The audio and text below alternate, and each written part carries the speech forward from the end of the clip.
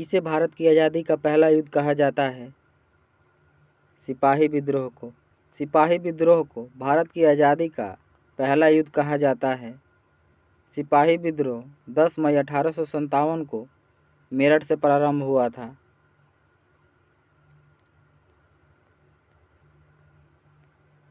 सिपाही विद्रोह को भारतीय विद्रोह, प्रथम भारतीय स्वतंत्रता संग्राम नाम से भी जाना जाता है। बंगाल के पहले गवर्नर जनरल के रूप में नियुक्त किया गया था वारेन हेस्टिंग को।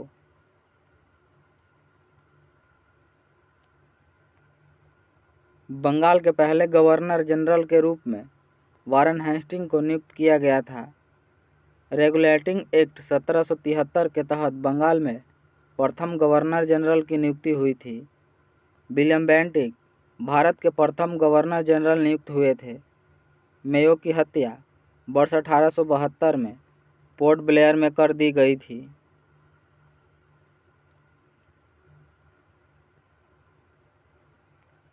रॉबर्ट क्लाइव को भारत में ब्रिटिश साम्राज्य का संस्थापक माना जाता है। वर्ष 1765 से पहले ब्रिटिश ईस्ट इंडिया कंपनी के पास एकमात्र कौन सा अधिकार था? व्यापार का एकमात्र अधिकार।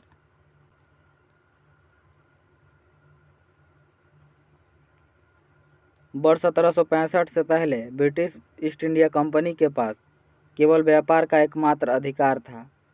ब्रिटिश इंडिया कंपनी की स्थापना 1600 ईस्वी में एक व्यापारिक कंपनी के रूप में हुई थी। 1765 ईस्वी में ब्रिटिश इंडिया कंपनी को व्यापार के अतिरिक्त अनन्य अधिकार प्राप्त हुए। ये अधिकार कंपनी को उसके शासकीय निकाय में परिवर्तन के फलस्वरूप प्राप्त हुए थे।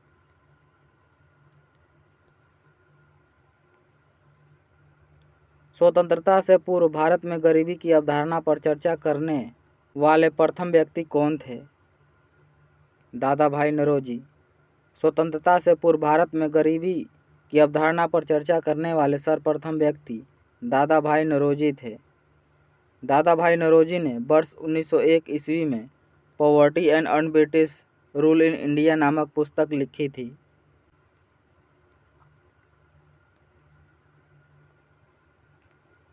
दादा भाई नौरोजी ने वर्ष 1892 ईस्वी में यूनाइटेड किंगडम में हाउस ऑफ कॉमन्स के प्रथम भारतीय सदस्य भी बने थे।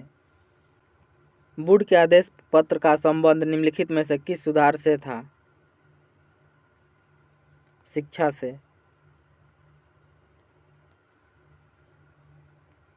वुड के आदेश पत्र का संबंध शिक्षा में सुधार से था।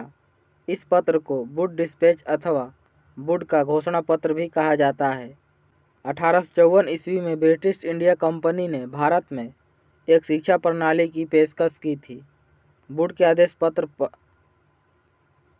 आदेश पत्र घोषित होने के समय भारत के गवर्नर जनरल लॉर्ड डलहौजी थे। अंग्रेजों ने भारत में अंग्रेजी को शिक्षा का माध्यम कब बनाया था? 1835 में। अंग्रेजों ने भारत में अंग्रेजी को शिक्षा का माध्यम 1835 ईस्वी में बनाया था। भारत में अंग्रेजी को शिक्षा का माध्यम बनाने का श्रेय लॉर्ड मैकाले को जाता है। वर्तमान के पश्चिम उत्तर प्रदेश, मध्य प्रदेश, पंजाब के कुछ हिस्सों में 1830 ईस्वी में किस व्यवस्था को शुरू किया गया था? महालवाड़ी व्यवस्था। वर्तमान के पश्चिम उत्तर प्रदेश, मध्य प्रदेश और पंजाब के कुछ हिस्सों में 1830 ईस्वी में महालवाड़ी व्यवस्था को शुरू किया गया था। महालवाड़ी व्यवस्था के अंतर्गत भारत के लगभग 30% भूभाग पर भू राजस्व की व्यवस्था लागू हुई थी। महालवाड़ी व्यवस्था की अवधारणा सर्वप्रथम हॉल्ट मैकेंजी ने प्रस्तुत किया था। सामाजिक, आर्थिक और राजनीतिक न्याय की अवधारणा किस क्रांति से ली गई थी? रूसी क्रांति से।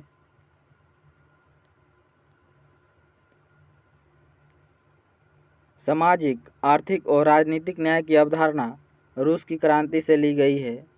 रूस की क्रांति 1917 में घटित हुई थी। प्रसिद्ध कृषि आंदोलन तेभागा किस प्रांत में हुआ था? बंगाल में। प्रसिद्ध कृषि आंदोलन तेभागा बंगाल प्रांत में हुआ था। यह आंदोलन 1946 से 1947 तक चला था। बंगाल में हुए इस आंदोलन के प्रमुख नेताओं में भवन सिंह तथा कमराम सिंह थे। तेभागना आंदोलन के तहत किसानों ने जमींदारों को दिए जाने वाले हिस्सों को एक तिहाई करने की मांग की थी।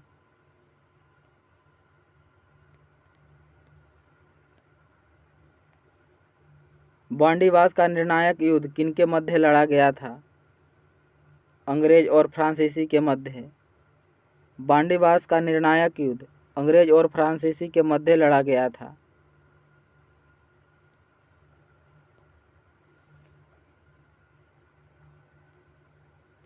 बांडीवास का युद्ध 22 जनवरी 1760 को हुआ था।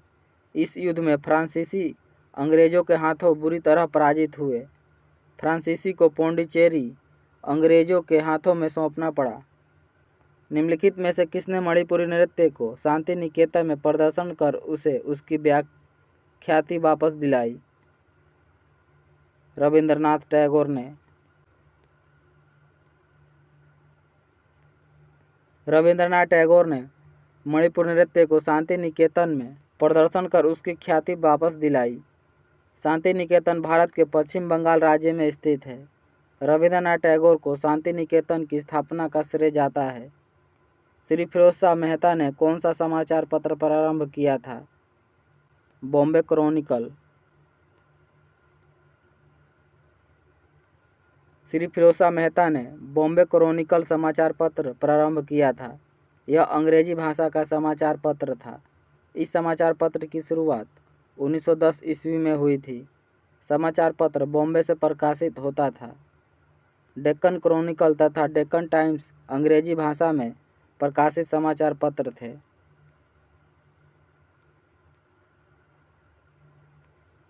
फ्रंटियर गांधी के नाम से किसे जाना जाता है? अब्दुल गफ्फार खां को। अब्दुल गफ्फार खान को फ्रंटियर गांधी के नाम से जाना जाता है।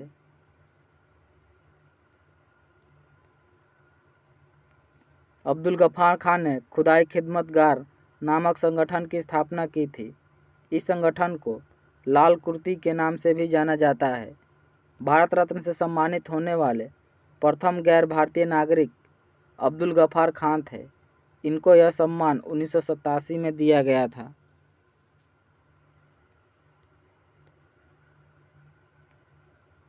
निम्नलिखित राष्ट्रवादी नेताओं में से कौन मराठी समाचार पत्र केसरी के संस्थापक और संपादक थे? बाल गंगाधर तिलक। राष्ट्रवादी नेता बाल गंगाधर तिलक मराठी समाचार पत्र केसरी का संपादक तथा इस समाचार पत्र का संपादन 1881 में हुआ था। बाल गंगाधर तिलक भारतीय राष्ट्रीय कांग्रेस के गरम दल से संबंधित थे। भारतीय राष्ट्रीय कांग्रेस के गरम दल में इनके अतिरिक्त लाला लाजपत राय तथा बिपिन चंद्र पाल थे।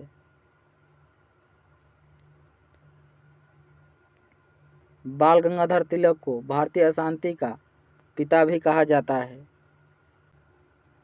भारतीय स्वतंत्रता के दौरान समाचार पत्र यंग इंडिया को किसके द्वारा प्रकाशित किया गया था?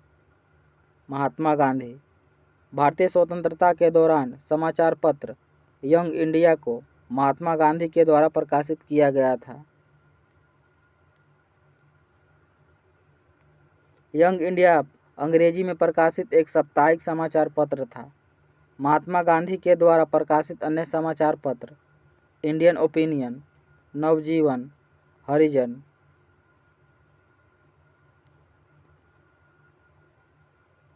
भारत का पहला प्रमुख समाचार पत्र बंगाल गजट किस वर्ष में शुरू किया गया था? 1780 में। भारत का पहला समाचार पत्र बंगाल गजट 1780 में शुरू किया गया था। बंगाल गजट के संपादक जेम्स ऑगस्ट हिक्की थे। यह अंग्रेजी समाचार पत्र कोलकाता से साप्ताहिक प्रकाशित होता था। महात्मा गांधी ने दक्षिण अफ्रीका में कौन सा अखबार शुरू किया था? Indian opinion.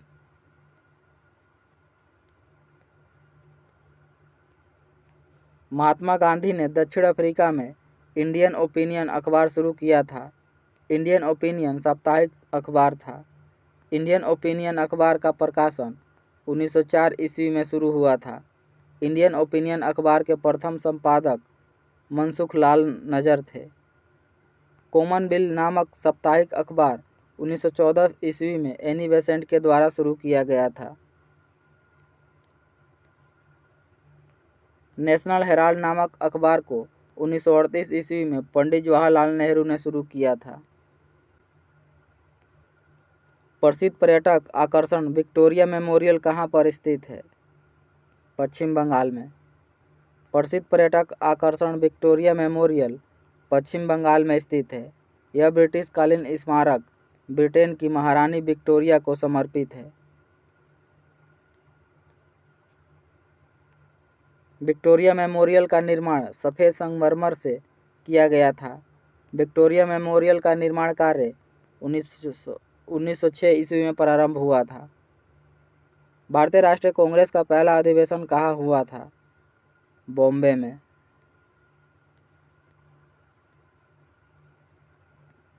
भारतीय राष्ट्रीय कांग्रेस का पहला अधिवेशन 1885 ईस्वी में बॉम्बे में हुआ था।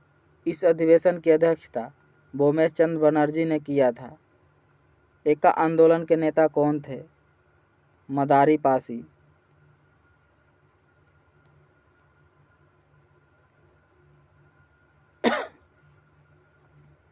एका आंदोलन के नेता मदारी पासी थे। एका आंदोलन की शुरुआत 1921 ईस्वी में अवध के ग्रामीण क्षेत्रों में से हुई थी।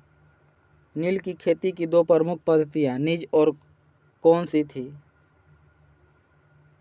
रेयत।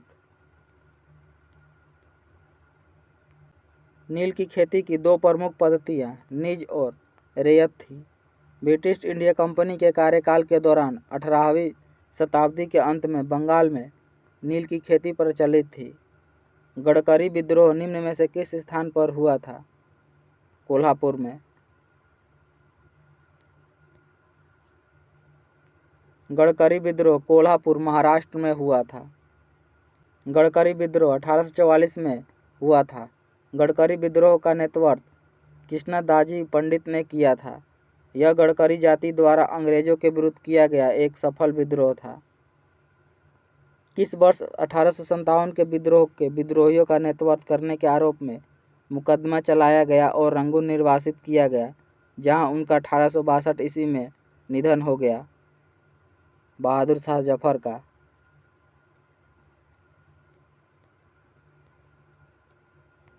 बहादुर शाह जफर वर्ष 1857 के विद्रोह के विद्रोहियों का नेतृत्व करने के आरोप में मुकदमा चलाया गया और रंगून निर्वासित किया गया, जहां उनकी मृत्यु वर्ष 1862 में हुआ था।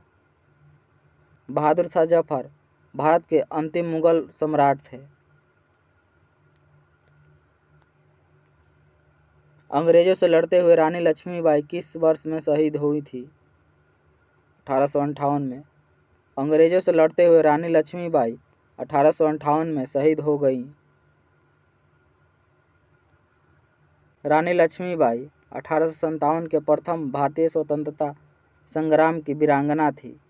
रानी लक्ष्मीबाई का जन्म 19 नवंबर 1835 को वाराणसी उत्तर प्रदेश में हुआ था।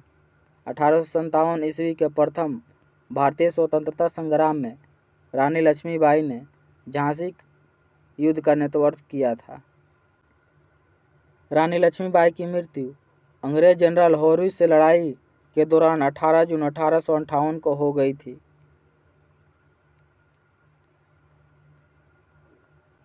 भारतीय राष्ट्रीय आंदोलन के दौरान प्रसिद्ध उपन्यास आनंद मठ किसने लिखा था? बंकिम चंद्र चट्टोपाध्याय ने। भारतीय राष्ट्रीय आंदोलन के दौरान प्रसिद्ध उपन्यास आनंद मठ बंकिम चंद्र चट्टोपाध्याय ने लिखा था। आनंद मठ बांग्ला भाषा में लिखा गया। 1862 ईस्वी में इसकी रचना हुई थी। भारत का राष्ट्रीय गीत वंदे मातरम भी आनंद मठ उपन्यास से लिया गया है। आनंद मठ उपन्यास में ही बंगाल के सन्यासी विद्रोह का वर्णन है। किस भारतीय समाज सुधारक ने सती प्रथा के उन्मूलन के लिए आंदोलन चलाया? राजा राम मोहन राय ने। भारतीय समाज सुधारक राजा राम मोहन राय ने सती प्रथा के उन्मूलन के लिए आंदोलन चलाया था। ईश्वरचंद विद्यासागर भारत में महिलाओं की शिक्षा के समर्थन में थे। ईश्वरचंद विद्यासागर के प्रयासों के फलस्वरूप ही भारत में हिंदू विधवा पूर्ण विवाह अधिनियम पारित हुआ था। पंडित रमाबाई ने महिलाओं की शिक्षा के लिए आर्य समाज की स्थापना की थी।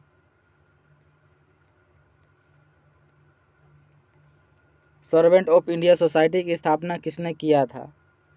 गोपाल कृष्ण गोखले ने। सर्वेंट ऑफ इंडिया सोसाइटी की स्थापना गोपाल कृष्ण गोखले ने किया था। इसको भारत सेवक संघ के नाम से भी जाना जाता है। इस सोसाइटी या संघ का गठन 12 जून 1905 को पुणे महाराष्ट्र में किया गया था।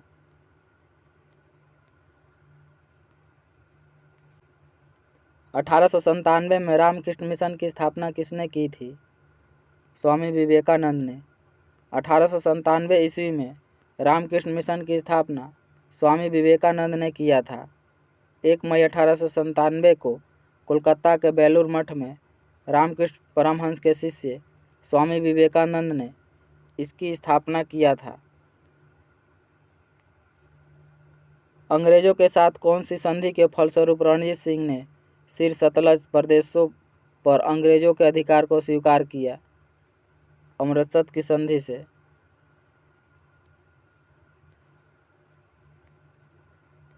अंग्रेजों के साथ अमृतसर की संधि के फलस्वरूप रणजीत सिंह ने सतलज प्रदेशों पर अंग्रेजों के अधिकार को स्वीकार किया था। अमृतसर की संधि 1809 ईस्वी में हुआ था। महाराजा रणजीत सिंह के राज्य की राजधानी लाहौर थी। महाराजा रणजीत सिंह को शेर पंजाब की उपाधि से नवाजा गया था। वेदों की ओर लौटो का नारा किसने दिया था? स्वामी दयानंद सरस्वती ने। वेदों की ओर लौटो का नारा स्वामी दयानंद सरस्वती ने दिया था। इन्होंने 1875 ईस्वी में आर्य समाज की स्थापना की।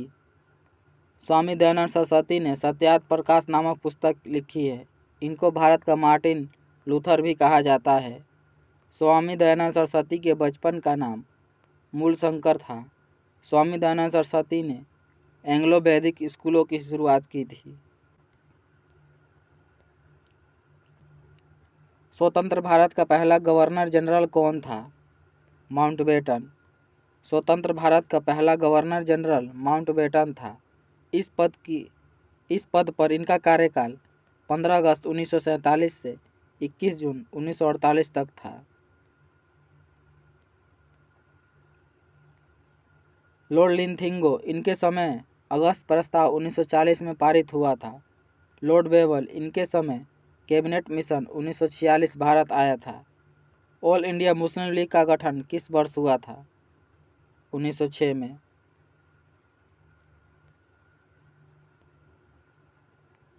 ऑल इंडिया मुस्लिम लीग का गठन 30 दिसंबर 1906 को ढाका बांग्लादेश में नवाब सलीम उल्लाह तथा नवाब आगा खां के नेतृत्व में हुआ था। 1904 में अभिनव भारत समिति का गठन हुआ था। 1905 में बंगाल का विभाजन हुआ था। 1907 में भारतीय राष्ट्रीय कांग्रेस का सूरत अधिवेशन कांग्रेस का गर्म दल तथा नरम दल में विभाजित हुआ था। 1765 ईस्वी में दीवानी अधिकार अंग्रेजों को किस राज्य में मिला? बिहार, बंगाल और उड़ीसा में। 1765 ईस्वी में दीवानी अधिकार अंग्रेजों को बंगाल, बिहार, उड़ीसा राज्य में मिला। 1764 ईस्वी के बक्सर युद्ध में तत्कालीन अवध का नवाब पराजित हो गया, जिसके फलस्वरूप ब्रिटिश ईस्ट इंडिया कंपनी ने अवध के आसपास के क्षेत्र पर अपना अधिकार कर लिया था।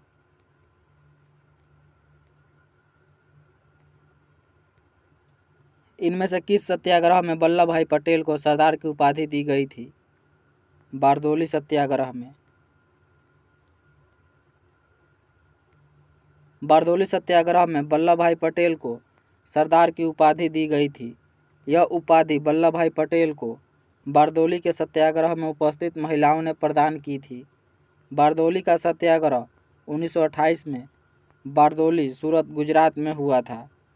चंपारण सत्याग्रह 1917 ईस्वी में चंपारण, बिहार में हुआ था। खेड़ा सत्याग्रह 1918 में खेड़ा, गुजरात में हुआ था। अहमदाबाद मिल हड़ताल वर्ष 1918 में अहमदाबाद, गुजरात में हुआ था। अखिल भारतीय किसान सभा के पहले अध्यक्ष कौन थे? स्वामी सहजानंद सरस्वती। अखिल भारतीय किसान सभा के पहले अध्यक्ष स्वामी सहजानंद सरस्वती थे। इसकी स्थापना 1936 ईस्वी में हुई थी। इसके प्रथम सचिव NG रंगा थे। 1855 से 1856 ईस्वी में भारत में हुए संथाल विद्रोह का नेतृत्व किसने किया था? सिद्धू और कान्हू ने।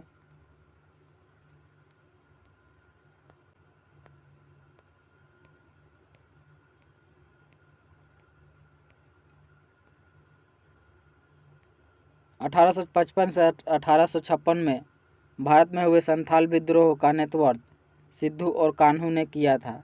संथाल विद्रोह बंगाल से प्रारंभ हुआ था। संथाल विद्रोह संथाल जनजाति द्वारा जमींदारों तथा अंग्रेजों के विरुद्ध था। किस वर्ष में राजा राम मोहन राय ने कलकत्ता में ब्रह्मा समाज की स्थापना की थी?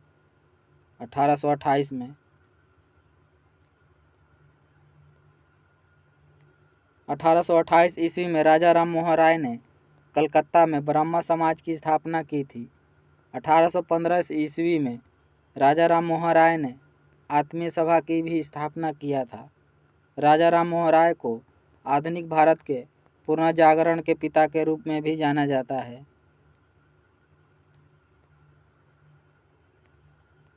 ब्रिटिश शासन के दौरान भारत में महिलाओं के अधिकार में सुधार किसने किया? पंडित रमाबाई ने। ब्रिटिश शासन के दौरान भारत में महिलाओं के अधिकार पंडित रमाबाई ने सुधार किया था। पंडित रमाबाई ने आर्य महिला समाज की स्थापना की थी।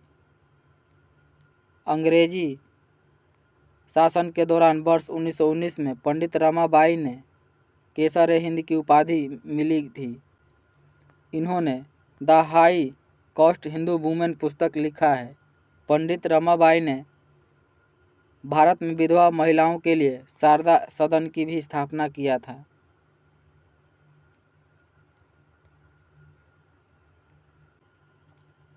किसने उपनिषदों और वेदों का बांग्ला भाषा में अनुवाद किया था? राजा राम मोहन राय ने। राजा राम मोहन राय ने उपनिषदों और वेदों का बांग्ला भाषा में अनुवाद किया था। राजा राम मोहन राय को आधुनिक भारत का पिता भी कहा जाता है। राजा राम मोहन राय का जन्म 22 मई 1772 ईस्वी को राधानगर, पश्चिम बंगाल में हुआ था। इनकी मृत्यु 27 सितंबर 1833 को ब्रिस्टल, इंग्लैंड में हुआ था। निम्न में से किस पेशवा को नाना साहेब के नाम से भी जाना जाता है?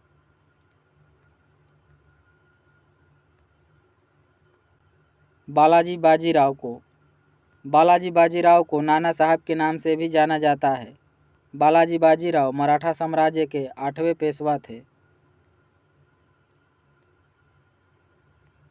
बालाजी विश्वनाथ, इनको प्रथम पेशवा की उपाधि से सम्मानित किया गया था। बाजीराव, इनको पेशवा बाजीराव प्रथम के नाम से भी जाना जाता था। पेशवा बाजीराव प्रथम छत्रपति साहू जी महाराज के पेशवा नियुक्त हुए थे। तांत्या टोपे। तांत्या टोपे का वास्तविक नाम रामचंद्र पांडुरंग था। 1857 ईस्वी के प्रथम भारतीय स्वतंत्रता संग्राम में तांत्या टोपे ने कानपुर में सेना का नेतृत्व किया था।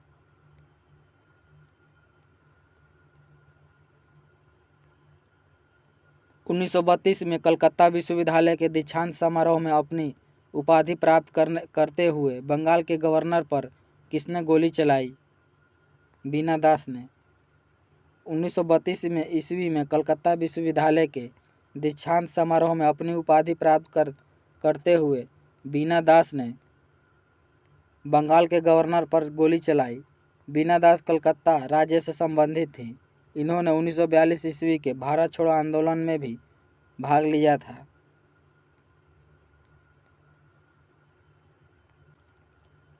स्वतंत्रता पूर्व भारत के नामजद सशक्त जमींदारों के लिए किस शब्द का प्रयोग किया जाता था? राजा। स्वतंत्रता पूर्व भारत के नामजद सशक्त जमींदारों को राजा शब्द का उपयोग किया जाता था।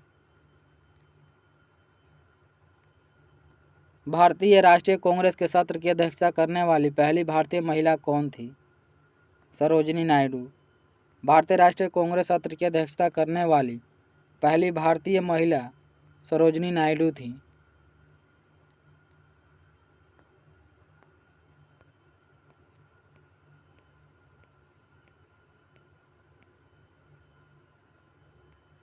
सरोजिनी नायडू ने भारतीय राष्ट्रीय कांग्रेस के वर्ष 1925 ईस्वी के कानपुर में आयोजित अधिवेशन की अध्यक्षता की थी। एनी बेसेंट भारतीय राष्ट्रीय कांग्रेस सत्र की अध्यक्षता करने वाली प्रथम महिला थी। कल्पना दत्त यह भारतीय स्वतंत्रता आंदोलन से संबंधित प्रमुख क्रांतिकारी महिलाओं में से एक थी। इनका संबंध चटगांव शस्त्रागार विद्रोह से भी था। कमला देवी चट्टोपाध्याय ये स्वतंत्रता सेनानी तथा समाज सुधारक से संबंधित थी। इन्होंने असहयोग आंदोलन के दौरान महत्वपूर्ण भूमिका निभाई थी। रायबरेली के सैयद अहमद निम्नलिखित में से किस आंदोलन से जुड़े हुए थे? बहावी आंदोलन से।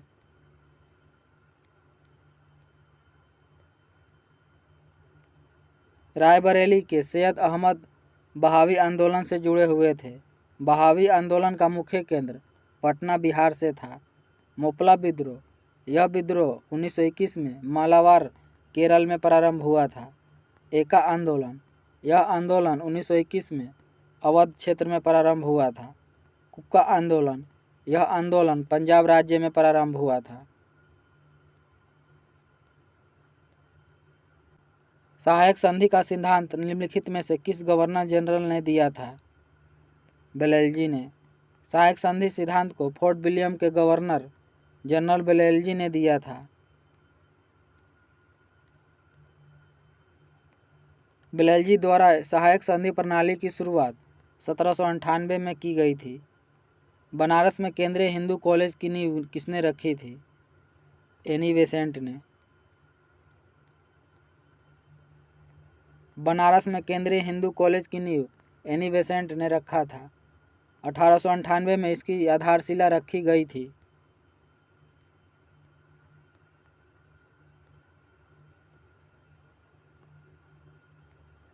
उन्नीस 1916 में केंद्रीय हिंदू कॉलेज बनारस हिंदू विश्वविद्यालय में परिवर्तित हो गया। बनारस हिंदू विश्वविद्यालय के संस्थापक पंडित मदन मोहन मालवीय को माना जाता है। भारतीय राष्ट्रीय कांग्रेस के इनमें से किस अधिवेशन में पहली बार राष्ट्रीय गान गाया गया था? 1911 कलकत्ता अधिवेशन में।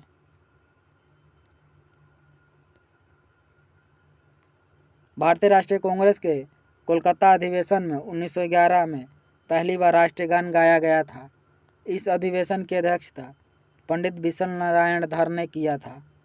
राष्ट्रगान जन गण मन की गायन अवधि 52 सेकंड है। राष्ट्रगान जन गण मन के रचयिता रविंद्रनाथ टैगोर हैं। राष्ट्रगान जन गण मन को भारत सरकार के द्वारा 24 जनवरी 1950 को स्वीकार किया गया था।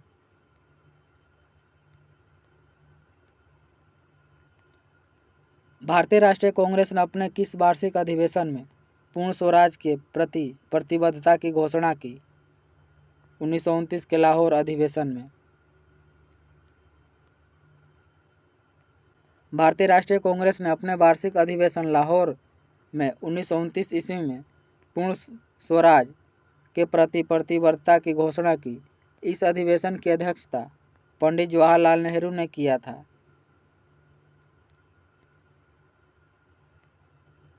सुभाष चंद्र बोस 1939 में त्रिपुरी अधिवेशन में गांधी जी के किस उम्मीदवार को हराकर पुनः भारतीय राष्ट्रीय कांग्रेस के अध्यक्ष चुने गए थे? पट्टाभी सीतारमैया। सुभाष चंद्र बोस ने 1939 में त्रिपुरी अधिवेशन में गांधी जी के उम्मीदवार पट्टाभी सीतारमैया को हराकर पुनः भारतीय राष्ट्रीय कांग्रेस के अध्यक्ष चुने गए थे। त्रिपुरी नामक स्थान जबलपुर मध्य प्रदेश में स्थित है। सुभाष चंद्र बोस ने अप्रैल 1939 में अपने पद से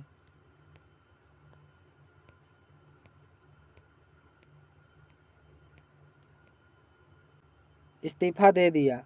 मई 1939 में सुभाष चंद्र बोस ने फॉरवर्ड ब्लॉक नामक संगठन की स्थापना की थी।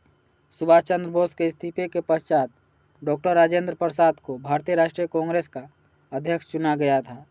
सुभाष चंद्र बोस 1938 में हरिपुरा अधिवेशन में भारतीय राष्ट्रीय कांग्रेस के प्रथम बार अध्यक्ष चुने गए थे। हरिपुरा नामक स्थान सूरत, गुजरात में स्थित है। 15 अगस्त 1947 को भारतीय राष्ट्रीय कांग्रेस के अध्यक्ष कौन थे? जेबी कृपलानी। 15 अगस्त 1947 को भारतीय राष्ट्रीय कांग्रेस के अध्यक्ष जेबी कृपलानी थे। भारतीय राष्ट्रीय कांग्रेस के अन्य महत्वपूर्ण सत्र तथा उनके अध्यक्ष: कलकत्ता सत्र 1917 में हुआ था। इसकी अध्यक्षता एनी बेसेंट ने किया था। कराची सत्र 1931 में हुआ था। इसकी अध्यक्षता सरदार वल्लभ भाई पटेल ने किया था। बम्बई सत्र 1934 में हुआ था। इसकी अध्यक्षता डॉक्टर राजेंद्र प्रसाद ने किया था। भारतीय राष्ट्रीय कांग्रेस की प्रथम महिला अध्यक्ष एनी बेसेंट थी। भारतीय राष्ट्रीय कांग्रेस की प्रथम भारतीय महिला अध्यक्ष सरोजिनी नायडू थी।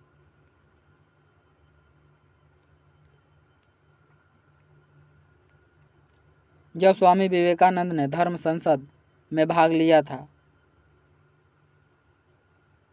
1893 में, स्वामी विवेकानंद ने धर्म संसद महासभा में भाग लिया था। धर्म संसद महासभा का उद्घाटन 11 सितंबर 1893 को अमेरिका के शिकागो शहर में हुआ था। धर्म संसद में स्वामी विवेकानंद ने अपने भाषण की शुरुआत मेरे अमेरिकी भाइयों और बहनों के से की थी। लॉर्ड लिंथिंगो द्वारा अगस्त प्रस्ताव निम्न में से किस वर्ष लाया गया था? 1940 में।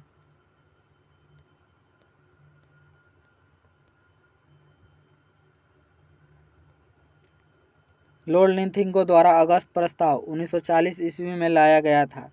अगस्त प्रस्ताव की घोषणा 8 अगस्त 1940 में हुई थी। कृष्ण मिशन मार्च 1942 में भारत आया था।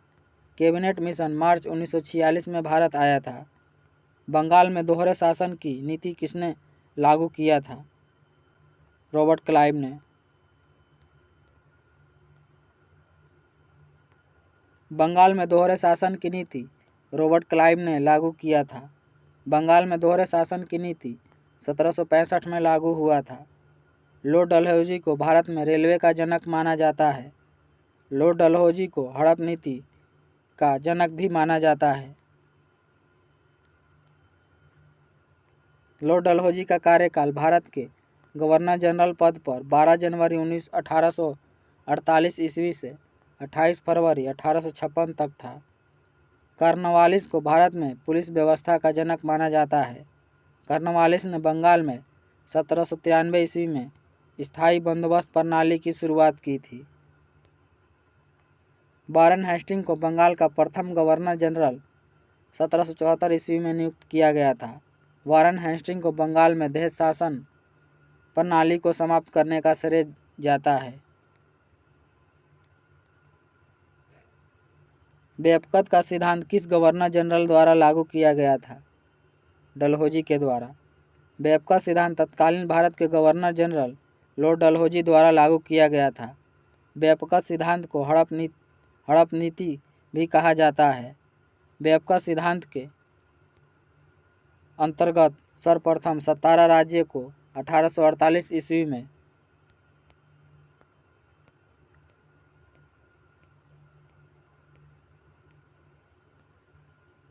ब्रिटिश साम्राज्य में विलय हुआ था। लॉर्ड बेलेजी को सहायक संधि प्रणाली की शुरुआत करने का श्रेय जाता है। बेलेजी की सहायक संधि प्रणाली पर हस्ताक्षर करने वाले सर्वप्रथम भारतीय हैदराबाद के निजाम थे। एल्गिन ने अपने कार्यकाल के दौरान सर जेम्स लॉयल की अध्यक्षता में अकाल आयोग की स्थापना की थी। एल्गिन 1894 में भारत के वायसराय या गवर्नर जनरल पद पर नियुक्त हुए थे। स्वराज मेरा जन्मसिद्ध अधिकार है और मैं इसे लेकर रहूँगा, यह प्रसिद्ध कथन किसका है? बाल गंगाधर तिलक का। स्वराज मेरा जन्मसिद्ध अधिकार है और मैं इसे लेकर रहूँगा, यह प्रसिद्ध कथन बाल गंगाधर तिलक का है। महात्मा गांधी ने 1942 ईस्वी में भारत छोड़ो आंदोलन के दौरान भारत छोड़ो का नारा दिया था। भगत सिंह ने इंकलाब जिंदाबाद का नारा दिया था। काकोरी कांड में कौन सा क्रांतिकारी समूह शामिल था? Hindustan Republic association.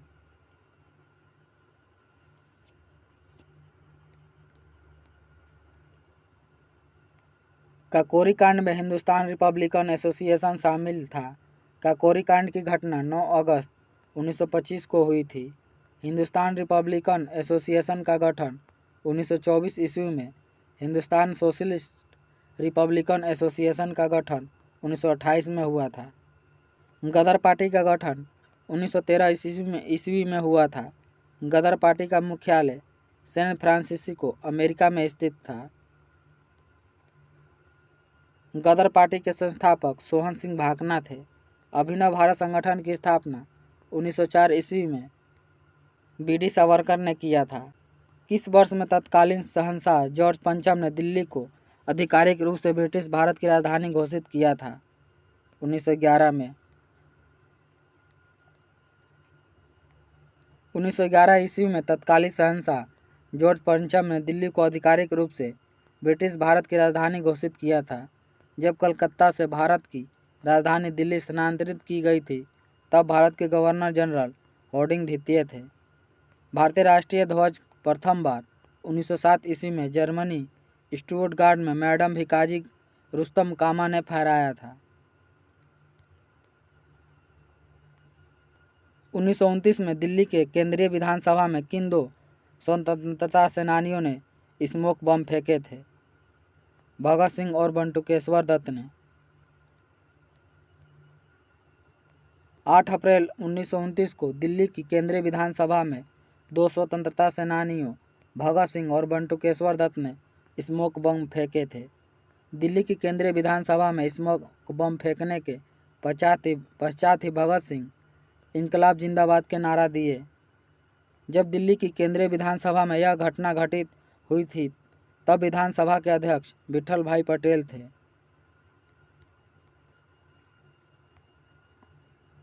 लाहौर षड्यंत्र केस में भगत सिंह को फांसी की सजा सुनाई गई थी, जिसके तहत 23 मार्च 1931 को भगत सिंह को फांसी दिया गया था।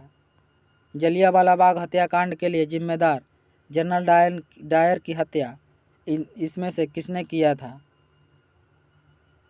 सरदार उधम सिंह ने।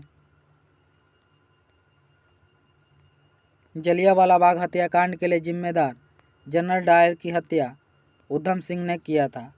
जलियांवाला बाग हत्याकांड की घटना 13 अप्रैल 1919 को हुआ था। जलियांवाला बाग हत्याकांड के समय भारत के वायसराय लॉर्ड चेम्सफोर्ड थे। हिंदुस्तान सोशलिस्ट रिपब्लिकन एसोसिएशन की स्थापना सरदार भगत सिंह ने किया था। सूर्य सेन का संबंध चटगांव शस्त्रागार छापा विद्रोह से था। चंद्रशेखर आज़ाद का जन्म 23 जुलाई 1906 को मध्य प्रदेश में हुआ था। इनकी मृत्यु 27 फरवरी 1931 को अल्फ्रेड पार्क, इलाहाबाद, उत्तर प्रदेश में हुई थी। अरुणा आसफ अली को कहाँ भारतीय राष्ट्रीय कांग्रेस का ध्वज फहराने के लिए याद किया जाता है? भारत छोड़ो आंदोलन के दौरान। अरुणा आसफ अली को भारत छोड़ो आंदोलन के दौरान भारतीय राष्ट्रीय ध्वज फहराने के लिए याद किया जाता है। अरुणा आसफ अली को 1997 ईस्वी में भारत रत्न पुरस्कार से सम्मानित किया गया था। असहयोग आंदोलन की शुरुआत 1 अगस्त 1920 को हुई थी। सविनय अवज्ञा आंदोलन की शुरुआत 6 अप्रैल 1930 को हुआ था। भारत छोड़ो आंदोलन की शुरुआत 8 अगस्त 1942 को हुआ था। असहयोग आंदोलन कब शुरू हुआ था? 1920 को। असहयोग आंदोलन 1920 में शुरू हुआ था। असहयोग आंदोलन की शुरुआत महात्मा गांधी के नेतृत्व में 1 अगस्त 1920 को हुआ था। असहयोग आंदोलन के शुरू होने के 1 अगस्त 1920 को ही लोकमान्य तिलक बाल गंगाधर तिलक की मृत्यु हुई थी। 1928 में नेहरू रिपोर्ट प्रस्तुत किया गया था। 1931 में भारतीय राष्ट्रीय कांग्रेस के कराची अधिवेशन की अध्यक्षता सरदार वल्लभ भाई पटेल ने किया था। 1946 भारतीय राष्ट्रीय कांग्रेस के मेरठ अधिवेशन की अध्यक्षता जेबी कृपलानी ने किया था।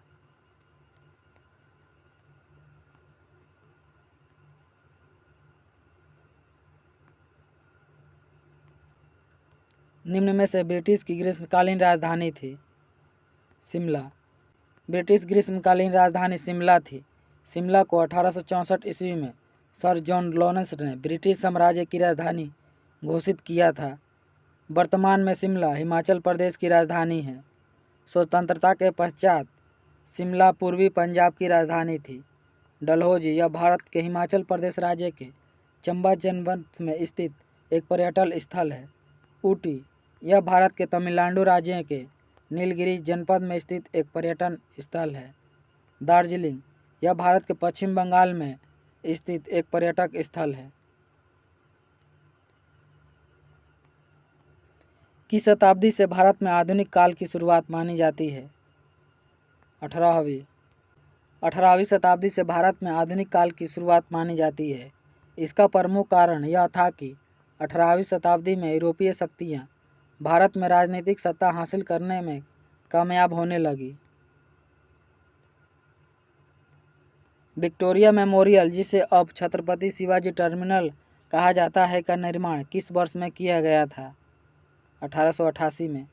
विक्टोरिया मेमोरियल, जिसे अब छत्रपति शिवाजी टर्मिनल के नाम से जाना जाता है, इसका निर्माण 1888 में किया गया था। विक्टोरिया टर्मिनल को 2018 में यूनेस्को की विश्व धरोहर सूची में शामिल किया गया है।